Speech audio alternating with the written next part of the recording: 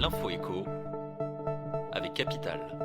L'info pratique Capital, attention, en septembre, votre taux de prélèvement à la source devrait être actualisé. Une nouvelle étape dans le déploiement de la réforme, c'est à partir de la déclaration des revenus 2018, complétée ce printemps par les ménages, que l'administration fiscale a pu calculer ces nouveaux taux. Si quelques particuliers salariés ont déjà pu constater l'actualisation sur leur fiche de paie du mois d'août, pour une majorité de Français, ce rafraîchissement sera visible en septembre. Pour rappel, les ménages ont la possibilité à tout moment de faire actualiser leur taux par Bercy. Le délai d'application est en règle générale de 2 mois. Le coup de gueule du jour est poussé par Airbus contre le gouvernement canadien. Le constructeur européen a décidé de se retirer de l'appel d'offres pour construire les nouveaux avions de chasse voulus par Ottawa.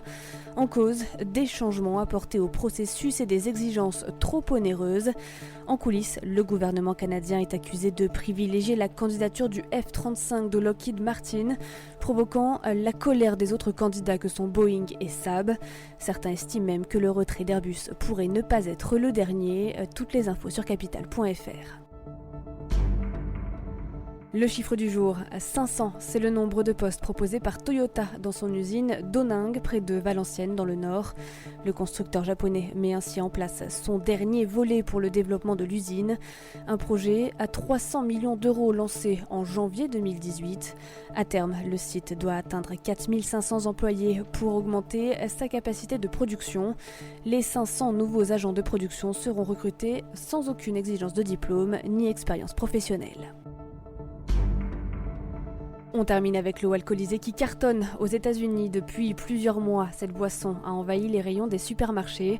Un breuvage vendu en canette qui doit notamment son succès à sa faible teneur en calories et à une recette simple, de l'eau légèrement pétillante, de l'alcool et parfois quelques arômes de fruits. En moyenne, la boisson a une teneur en alcool comprise entre 4 et 6 degrés. Si la boisson a été introduite sur le marché en 2013, sa consommation a explosé en 2019, plus 200% de ventes sur un an. Le marché pourrait atteindre 2,5 milliards de dollars d'ici 2021, soit une croissance annuelle de 66%. Tous les détails sur capital.fr. C'était l'info écho avec Capital.